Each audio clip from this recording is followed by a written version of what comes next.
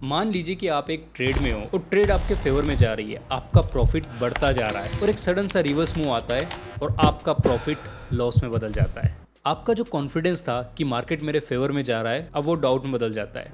अब आप सोचते हैं कि नहीं, मार्केट फिर से मेरे फेवर में जाएगा और आप एवरेजिंग करने लगते हैं और मार्केट आपके फेवर में नहीं जाता है और अल्टीमेटली आपको बहुत बड़ा लॉस हो जाता है। ये सिचुएशन हर एक ट्रेडर की लाइफ में कभी न कभी तो आती ही है और हर एक ट्रेडर को इस सिचुएशन से गुजरने के बाद पता चलता है कि जब भी आप ट्रेड में एंटर हो तो अपना स्टॉप लॉस ज़रूर रखें। आपका स्टॉप लॉस आपके सीट बेल्ट की तरह होता है कि अगर आपके कार का एक्सीडेंट भी हो गया तो आप सेफ रहेंगे, आपका पूरा अकाउंट ब्लो नहीं होगा। और अगर आपकी ट्रेड आपके फेवर में जाती है, आपको प्रॉफिट हो रहा है, तो वहाँ पर आपको एक स्मार्ट कॉन्सेप्ट यूज़ करना चाहिए जिसको ट्रेलिंग स्टॉप लॉस बोला जाता है। ये बहुत ही यूनिक तरीके से काम करता है। मान लीजिए आपने ट्रेड ली और कुछ समय बाद यह ट्रेड आपके फेवर में जाने लगती है। आपको अपनी स्क्रीन पर 5,000 का प्रॉफिट दिखता है, फिर देखते ही देखते वो प्रॉफिट 10,000 का हो जाता है। जब आपने ट्रेड ली थी तो आपने अपना स्टॉप लॉस 5,000 के लॉस पर फिक्स किया था और जैसे ही आपको 5,000 का प्रॉफिट दिखता है, आपके मन में दो सवाल आते हैं कि क्या मैं ये प्रॉफिट बुक कर लूँ या फिर ये प्रॉफिट और बढ़ने वाला है। यहाँ पर आपके मन में ग्रीड और फियर दोनों आ गए और मैं जो ये यूनिक मेथड बता रहा हूँ ये इन दोनों को एड्रेस करता है। जैसे ही आपको 5,000 का प्रॉफिट दिखा, आप अपना स्टॉप लॉस शिफ्ट कर लीजिए और कॉस्ट टू कॉस्ट पर आ जाइए। मतलब अगर ट्रेड यहाँ से रिवर्स होके भी जाता है तो आप लॉस में नहीं रहेंगे और अगर यहाँ से ट्रेड फिर 10,000 पर जाता है तो आप अपना स्टॉप लॉस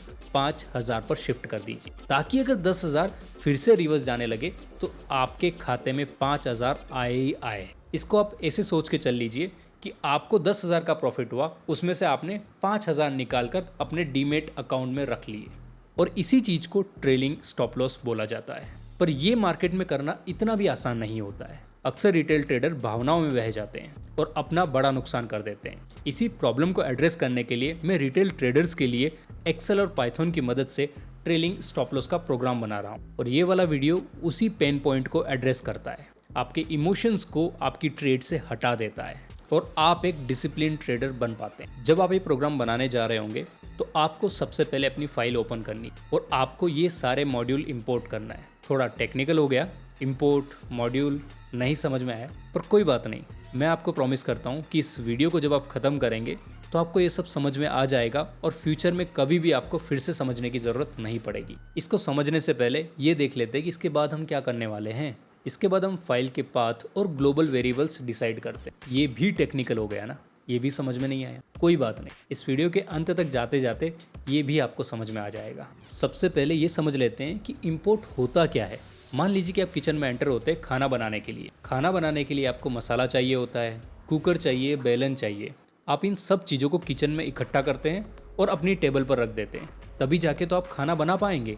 और वही काम हम यहाँ पर कर रहे हैं। हम यहाँ पर बेलन, मसाला ये सब इंपोर्ट कर रहे हैं। तो ये सारे मॉड्यूल्स हैं और इन सबको हमने पहले इंपोर्ट कर लिया, मतलब हमने टेबल पर रख दी। अब किचन की बात तो आपको समझ में आई, बट प्रोग्राम में हर एक मॉड्यूल का क्या काम। प्रोग्राम में अगर आप एक्सेल के साथ डील कर रहे हैं तो आपको एक्सेल विंग यूज़ करना पड़ेगा, जिससे कि आप एक्सेल और पाइथन के बीच में इंटरेक्ट कर पाएंगे।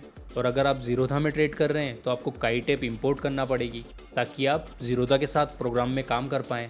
अगर आपको बड़े बड़े डेटा को देखना है, संभालना है एक्सेल की तरह, तो फिर आप पांडास को इंपोर्ट करेंगे। तो हम ये समझ लेते हैं कि हर एक चीज़ को क्यों इंपोर्ट किया जा रहा है। सबसे पहले हमने इंपोर्ट किया है OS, इंपोर्ट OS। इसका मतलब है ऑपरेटिंग सिस्टम को हमने इंपोर्ट कर लिया, क्योंकि हमको इंटरेक्ट करना था हमारे सिस्टम में, मतलब कि कंप्यूटर में पड़ी हुई फाइल्स के साथ। तो ये हमारी हेल्प करेगा कि कौन सी फाइल कहाँ रखी हुई है, उसको कैसे चेंज करना है, उसको वहाँ से लेकर कहीं और रखना हुआ तो वो भी कर देगा, उसको डिलीट करना हुआ वो भी कर देगा। एक्सेल विंग्स हमने इंपोर्ट किया क्योंकि हमको एक्सेल से इंटरेक्ट करना था। काईटेप हमने इंपोर्ट किया क्योंकि हमको काइट यानी कि जीरोधा के प्लेटफॉर्म के साथ इंटरेक्ट करना था। पांडास हमने इंपोर्ट किया क्योंकि हमको लार्ज डेटा फ्रेम को संभालना था, मतलब कि जो बड़े बड़े डेटा आ रहे हैं उनको एक्सेल के फॉर्म में देखना था और उनको संभालना था। हमने थ्रेडिंग को इंपोर्ट किया क्योंकि हम मल्टीपल टास्क एक साथ परफॉर्म करना चाहते थे हमारे कंप्यूटर पर। फॉर एग्जाम्पल, हम एक्सेल से रीड करते हुए लाइव डेटा को फेच करना चाहते हैं और उसी के साथ हम एक्सेल में पोजीशन भी बनाना चाहते हैं। उसके बाद हमने टाइम और डेट टाइम को भी इंपोर्ट किया।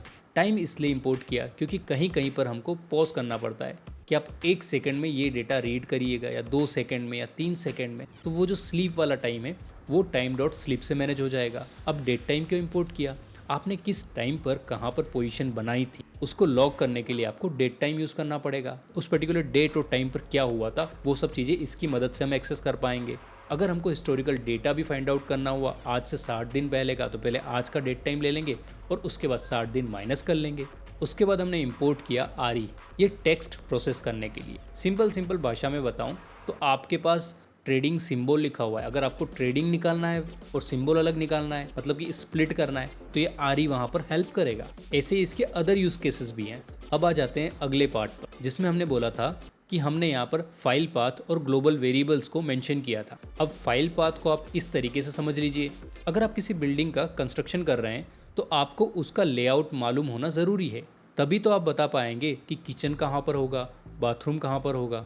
तो हमारे केस में किचन का मतलब ये हो गया कि हमारी एक्सेल फाइल कहाँ पर होगी। तो जो फाइल पाथ है उससे हम ये पता कर पाएंगे कि इस पर्टिकुलर प्लेस पर हमने एक्सेल फाइल को रखा हुआ है, इस पर्टिकुलर प्लेस पर हमने सारे डेटा को रखा हुआ है, और फिर हमने कुछ एम्प्टी बॉक्सेस लिए हर एक जगह रखने के लिए, जो भी हमारा लेआउट है वहाँ पर। और यहाँ पर वो एम्प्टी बॉक्सेस क्या है पता है, यहाँ पर वो है इंस्ट्रूमेंट डीएफ, यानी कि डेटा फ्रेम इंस्ट्रूमेंट का। कुल मिला के एक्सेल फाइल मान लीजिए। दूसरा एक KWS, ये वेब सॉकेट है, जिसको मैं आगे आने वाले वीडियो में एक्सप्लेन करूंगा। और काइट नाम का भी एक बॉक्स ले लिया। तो हमने यहाँ पर प्रोग्राम में सारे मॉड्यूल्स को इंपोर्ट करना सीख लिया और हमने वेरिएबल्स को इनिशियलाइज कर लिया, मतलब इनिशियल वैल्यूज हमने असाइन कर दी। वेरिएबल यानी कि बॉक्सेस, फाइल पाथ यानी कि लेआउट, इंपोर्टिंग मॉड्यूल मतलब वो किचन वाला एग्जाम्पल जहाँ पर हमको मसाला बेलन सब लेके आना था। तो मैंने आपको इस प्रोग्राम में इंपोर्ट करना, फाइल पाथ और इनिशियलाइजेशन, ये 3 चीज़ें समझा दिए जो हम अपने प्रोग्राम में लिखते हैं। आने वाले वीडियो में इसी तरह आसान शब्दों में ये पूरा प्रोग्राम मैं आपको समझा दूंगा, ताकि फ्यूचर में जब भी आप इसे देखें तो आप इसके पीछे का मतलब समझ सकें, इसके पीछे की एनालॉजी समझ सके और उसको चेंज कर सके। Thank you guys for watching this video.